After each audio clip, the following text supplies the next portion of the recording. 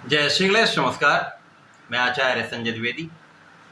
मेरे समस्त प्रबुद्ध दर्शकों का मेरे चैनल पर हार्दिक स्वागत है। प्रिय दर्शकों, आज मैं कन्या राशि का जून माह का मासिक राशिफल लेकर आपके सम्मुख उपस्थित हूँ। जून माह में जो ग्रहों की स्थितियां हैं तथा जो ग्रहों के परिवर्तन होंगे वो कन्या राशि के लिए किस प्रकार से लाभदायक सिद्ध होने वाले हैं, किस प्रकार का ये माह रहने वाला है, इस माह को कैसे आप उपयोगी बना सकते हैं, अथवा कहीं पर यदि कोई समस्या है तो उसका निराकरण किस प्रकार से करना है, संपूर्ण विश्लेषण मैं पूर्ण तरीके के साथ करने जा रहा हूं। प्रिय दर्शकों, ये राशिफल आपके चंद्र राशि पर आधारित है, अर्थात आपकी जन्म कुंडली में यदि 6 नंबर में चंद्रमा है तो आपकी कन्या राशि। कन्या राशि के लिए यदि हम प्रारंभिक समय में ग्रहों की स्थितियां देखते हैं तो इस प्रकार होंगी। लग्न में ही केतु होंगे, आपके षष्ठम भाव में शनिदेव का गोचर चल रहा होगा। इसी प्रकार से आपके सप्तम भाव में राहु के साथ प्रारंभिक समय में चंद्रमा होंगे। आपके अष्टम भाव में मंगल का गोचर 1 जून को ही प्रारंभ होगा, जो पहला परिवर्तन है। आपके भाग्य भाव में अत्यंत प्रबल स्थिति बन रही, जहां पर चतुर्ग्रही योग बन रहा है, जहां पर गुरुदेव बृहस्पति होंगे, सूर्यदेव होंगे, शुक्राचार्य होंगे तथा यहाँ पर लग्न तथा आपके कर्म के स्वामी बुध हो। तो अत्यंत प्रबल स्थिति आपके भाग्य भाव में बन रही है। इसके पश्चात पहला परिवर्तन तो मंगल का है। इसके पश्चात 12 जून को शुक्राचार्य अपनी राशि का परिवर्तन करेंगे तथा भाग्य भाव से निकलकर कर्म भाव में प्रवेश कर जाएंगे।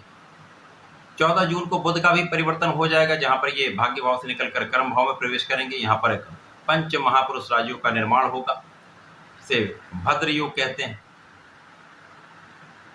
इसके पश्चात 15 जून को सूर्यदेव भी राशि परिवर्तन करके कर्म भाव में प्रवेश करते हैं। इस प्रकार से आपके कर्म क्षेत्र में 3 ग्रहों का योग बनेगा, त्रिग्रही योग का निर्माण होगा, जो अत्यंत प्रबल स्थिति बनाने वाला है। इस माह में 4 पंच महापुरुष राजयोग बनेंगे, जो अत्यंत प्रभावशाली रहने वाले हैं। यहाँ पर मंगल और शनि का जो महाराजयोग बन रहा है, मंगल भी यहाँ पर मालव्य योग में होंगे परंतु अष्टम भाव में है। यहाँ पर शनिदेव का षष्ठ नामक राजयोग होगा, जो कि षष्ठम भाव का। शनि को तो कार्यकत्व प्राप्त है, तो यहाँ पर शनि का एक प्रभाव एक विशिष्ट मिलने वाला है, परंतु मंगल यहाँ पर कोई बड़ा लाभ नहीं देने। परंतु शुक्राचार्य का मालव्य योग आपके भाग्य भाव में निश्चित रूप से महाबलवान स्थिति बना रहा है। इसी प्रकार से जब भद्र योग बनेगा तो निश्चित रूप से ये जीवन को बदलने वाला एक राजयोग। प्रारंभिक समय से यदि अवलोकन करें तो चंद्रमा जो आपके लाभ के स्वामी है तथा मन के कारक चंद्रमा है, मां के कारक चंद्रमा है। चंद्रमा मनसो जाता, तो चंद्रमा का प्रारंभिक समय में ही आपके सप्तम भाव में राहु के साथ होना, ग्रहण दोष में होना, निश्चित रूप से प्रारंभिक समय में मन का क्लेश बढ़ाने वाला हो। कुछ मानसिक समस्याएं बढ़ती हैं, तनाव बढ़ता है, क्लेश बढ़ता है। इसी के साथ साथ मौसम की कुछ रोगों की संभावना रहती है। तो प्रारंभिक समय में लगभग 2-2.5 दिन जब तक ये चंद्रमा के साथ युति प्रभाव में जो योग बन रहा है वो होगा, वो कष्टकारी, मन को भ्रमित करने वाला होगा, अनावश्यक तनाव देने वाला होगा। परंतु जैसे ही चंद्रमा का यहाँ से परिवर्तन आपके अष्टम भाव में होगा तो यहाँ पर बहुत अच्छी स्थिति नहीं बनेगी, लेकिन राहु के प्रभाव से मुक्त हो जाएंगे। लाभ के स्वामी आपके अष्टम भाव में जाएंगे, तो यहाँ पर भी 2-2.5 दिन जब तक चंद्रमा रहेंगे तो बहुत बड़ा लाभ नहीं देंगे। उसके बाद जब चंद्रमा का गोचर आपके भाग्य भाव में जाएगा तो यहाँ पर पंच महापुरुष राजयोग मालव्य योग है, गजकेसरी बनेगा, कई महाराजयोगों का यहाँ पर निर्माण होगा। बुधादित्य योग प्रबल रूप से आपके भाग्य भाव, तो ये माह अत्यंत विशिष्ट रहने वाला। प्रारंभिक समय में लगभग 1 सप्ताह छोड़कर इसके पश्चात की जो ग्रहों की स्थितियां बन रही वो आपके लिए महालाभकारी हो। तो प्रारंभिक समय से अपने मन को आप स्थिर रखें, सूर्यदेव को नित्य जल दें, इससे आपका आत्मबल, आपका कॉन्फिडेंस बहुत अच्छा हो, आप सही निर्णय ले पाएं, अनावश्यक क्लेश से बचें, किसी भ्रम की स्थिति से आप बच सकें। यद्यपि यहाँ पर गुरुदेव की स्थिति अत्यंत प्रबल है, जो कि आपके सप्तम के स्वामी है, तो यहाँ पर जीवन साथी के साथ कोई बड़ा क्लेश नहीं होने वाला, कोई तनाव नहीं होने वाला है। यहाँ पर बहुत बचाव की स्थिति बन। साथ ही साथ गुरुदेव जब आपके भाग्य भाव में होंगे तो अत्यंत प्रबल स्थिति में है, क्योंकि शुक्राचार्य के मालव्य योग में इनका प्रभाव मिलेगा। तो शंख नामक राजयोग भी बनेगा, जो आपके ज्ञान से, आपकी बुद्धि बल से, आपकी योग्यता से, आपकी क्षमता से आपको बहुत बड़ा लाभ देने वाला है। अब इनका पूर्ण प्रभाव आपकी लग्न पर हो। आप बहुत विचारशील होने वाले, आप बहुत ज्ञानवान होने वाले, आप बहुत धैर्यवान होने वाले, जिससे आप समस्त स्थितियों का सामना डट कर सकते हैं। इसके साथ ही साथ बुद्धि बल श्रेष्ठ होने वाला, क्योंकि यहाँ पर कुशाग्र योग भी, तो वैसे भी कन्या राशि के जातकों का बुद्धि बल श्रेष्ठ होता है। यहाँ पर ज्ञान था, शुक्राचार्य का बल भी मिल जाएगा, तो आप श्रेष्ठ प्रभाव प्राप्त करने वाले। यहाँ पर बुधादित्य योग भी बन रहा है, जिसके कारण शासन क्षमता की वृद्धि होगी, शासन सत्ता से आप लाभ ले पाएंगे, सरकारी तंत्र से विशेष लाभ मिलता है, माता पिता का सहयोग मिलता है, माता पिता का आशीर्वाद प्राप्त होता है, पिता के सहयोग से बड़ा लाभ आप लेने जा रहे हैं। भाग्य इस समय आपका बहुत प्रबल रहने वाला है, तो कहीं पर जो भी कमजोर स्थितियां हैं, जहां पर कोई वीक पॉइंट्स हैं, उन सब पर एक कंट्रोलिंग आ जाए, एक नियंत्रण आ जाए। वैसे भी ऐसा कहा गया, यदि कुंडली में गुरुदेव बृहस्पति एक अच्छी अवस्था में हो, शुक्राचार्य बढ़िया अवस्था में हो, तो कुंडली की कई दोषों को ये समाप्त कर देते हैं। तो यहाँ पर तो कई बड़े राजयोग बन रहे हैं, जो आपको निश्चित रूप से प्रबल लाभ देने वाले। यहाँ पर कुछ व्यय भी बढ़ने वाला है, परंतु ये आपके सुखों को बढ़ाने में हो रहा है। आपके सुख साधन यहाँ पर बढ़ने वाले, कोई ना कोई यहाँ पर आप उपयोगी चीज अपने लिए लेने वाले या परिवार के लिए लेने वाले, माता पिता के सुखों में भी वृद्धि होगी। अब यहाँ पर जो धन के स्वामी भाग्य में होकर मालव्य योग में है, तो इस समय में आपका धन तो कई गुना बढ़ने वाला है।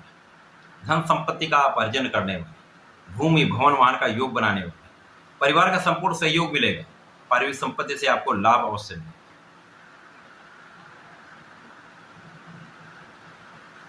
जो लोग इस समय पढ़ाई कर रहे हैं, प्रतियोगिता परीक्षा की तैयारी कर रहे हैं, उनके लिए विशेष योग है। यहाँ पर सफलता का संपूर्ण प्रयास आप कर रहे हैं, वो प्रयास सफल होंगे। इसी प्रकार संतान बहुत अच्छी रहने वाली, संतान का भाव भी प्रबल रहेगा, संतान भी उन्नति करने वाली, यहाँ प्रेम संबंध अच्छे रहने वाले।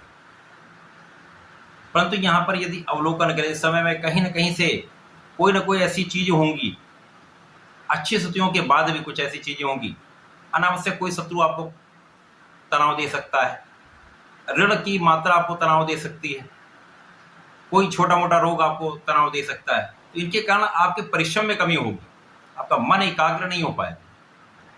परंतु इस समय लाभ की स्थिति बहुत अच्छी रहने, किसी भी स्थिति में आप हो, कोई भी कष्ट होगा, लेकिन आपका भाग्य आपके साथ में होगा, जिसके कारण आपको लाभ मिलता रहे, आपको धन आता रहे।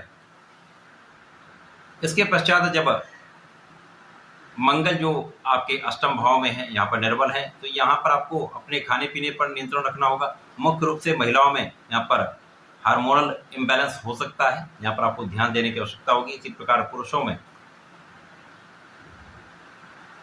ब्लड प्रेशर से संबंधित कोई समस्या अथवा सर्कुलेटरी सिस्टम से संबंधित कुछ रोगों में वृद्धि हो सकती है। थोड़ा सा ध्यान रखेंगे, पानी का उपयोग अधिक करेंगे, जल अधिक ग्रहण करेंगे, तो इस समय में आप समस्याओं से बचते रहें।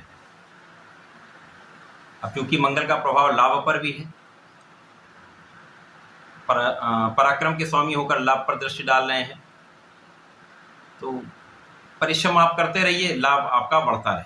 परंतु यहाँ पर जरा सा भी आप वीक हुए तो उसी प्रकार से आपका लाभ भी फ्लक्चुएट। जब तक मंगल है तो कुछ ना कुछ स्वास्थ्य समस्याएं आपके परिश्रम को कम करने वाली हो। परंतु यहाँ पर जो शुक्राचार्य का परिवर्तन आपके कार्य क्षेत्र में होगा, वो अत्यंत विशिष्ट हो जाए, क्योंकि यहाँ से ये मालव्य योग से निकलेंगे, परंतु केंद्र के भाव में पहुंचेंगे। केंद्र त्रिकोण राजयोग का लाभ आपको मिलेगा, साथ ही साथ बुध और शुक्र का परिवर्तन राजयोग बनेगा, जो विशेष रूप से आपके लिए महाधन का योग बनाने वाला, आपके कार्यक्षेत्र में विशेष रूप से प्रगति कराने वाला हो, आपको सफलता देने वाला हो। अचानक ही पद की प्राप्ति हो सकती है, धन की वृद्धि तो निश्चित है। जब बुध भी साथ में आ जाएंगे तो यहाँ पर लक्ष्मी योग बन जाएगा, जिसका पूर्ण प्रभाव आपके करियर को बहुत अच्छा आगे बढ़ाने वाला हो। आपकी उन्नति के कई अवसर आपको प्राप्त होंगे, आय के कई स्रोत बन जाएंगे, इनकम के कई सोर्सेज होंगे, जिससे आप धन का लाभ लेने वाले, बड़ी मात्रा में धन आप प्राप्त करने वाले। इसके साथ ही साथ यहाँ पर आपके सुख सुविधाओं का आप उपभोग भी करेंगे, उनका लाभ भी आपको मिलने। जब सूर्य जो यहाँ पर आ जाएंगे, तो जो लोग सरकारी तंत्र में हैं, सरकार से संबंधित कार्यों में, जनता से संबंधित कार्यों में अथवा राजनीति में, उनके लिए विशेष अवसर है, बड़ा अवसर है। यहाँ पर निश्चित रूप से यदि आप राजनीति से संबंध रखते हैं तो इस समय बड़े पद की प्राप्ति हो सकती है। आपकी क्षमता में वृद्धि से, आपके बुद्धि बल के प्रयोग से, आपके योग्यता के बल पर आप संपूर्ण रूप से सफल रहने वाले हैं। यहाँ पर एक बड़ा पद आपको प्राप्त होगा, कार्य का विस्तार हो सकता है, आपका बहुत नाम भी यहाँ पर होने वाला है। तो ये अत्यंत श्रेष्ठ स्थिति बन रही है। ये वहां आपके लिए बहुत बड़ा अवसर लेकर आने वाला है। इसके पश्चात बुध 29 जून को पुनः परिवर्तन करेंगे तथा लाभ भाव में जाएंगे। अब कर्म क्षेत्र का स्वामी जब लाभ में चला जाता है तो ज्योतिष के अनुसार जो ग्रहों की स्थितियां यहाँ पर बन रही अत्यंत विशिष्ट है। यहाँ पर कर्म क्षेत्र तो बहुत विस्तार लेने वाला है, आपका व्यापार बहुत बढ़ने वाला है, आपकी इंडस्ट्री में बहुत लाभ आपको होने वाला है। इसी प्रकार से जो लोग किसी प्रोफेशन में है, वाणिज्य से संबंधित कार्य में है, लेखन में है, कला क्षेत्र में है, उनके लिए बड़े अवसर मिलने वाले हैं। विशेषतया जो लोग एक्टिंग में है, गायन में है, वादन में है, वहां पर उनको कई अवसर मिलने वाले हैं, जिससे विशेष रूप से धन आप अर्जन करने वाले, इनकम आपकी कई गुना बढ़ने वाली। परंतु यहाँ पर एक चीज आपको सावधानी रखनी होगी, यहाँ पर जो लोग साझेदारी में कार्य कर रहे हैं उनको आंख बंद करके विश्वास नहीं करना, उनको अपने साझेदारों के साथ समन्वय बनाकर चलना है, परंतु बहुत कानूनी रूप से बहुत सतर्क रहना होगा, अंधविश्वास किसी पर नहीं करना।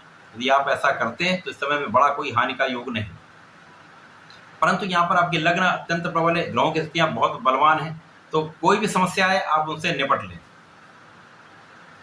ऋण को आप चुका पाएंगे, ऋण की मात्रा कम होगी तो आपका मन प्रसन्न रहने वाला है। ये वहां बहुत विशेष है। प्रारंभिक एक सप्ताह छोड़कर उसके पश्चात की स्थितियां अत्यंत बलवान है, जो आपको जीवन के बड़े सुख देने वाले, बड़े अवसर देने वाले हैं तथा इस माह में बड़ा धन लाभ कराने। इस माह का आपको लाभ लेना चाहिए। इस माह में आपको निरंतर नियमित रूप से भगवान सूर्यदेव को जल देना चाहिए, गणपति जी की सेवा करनी चाहिए, प्रत्येक बुधवार को गणपति स्तोत्रम का पाठ करना चाहिए, लड्डू का भोग लगाना चाहिए, हरी दूर्वा का अर्पण करना चाहिए, ओम गणपतये नमः का नित्य कम से कम 1 माला का जप अवश्य करना चाहिए। यदि आप ऐसा करते हैं तो संकट बहुत कम हो जाएंगे, लाभ कई गुना बढ़ जाएंगे। तो ऐसा करके समय का लाभ लें। धन्यवाद, नमस्कार।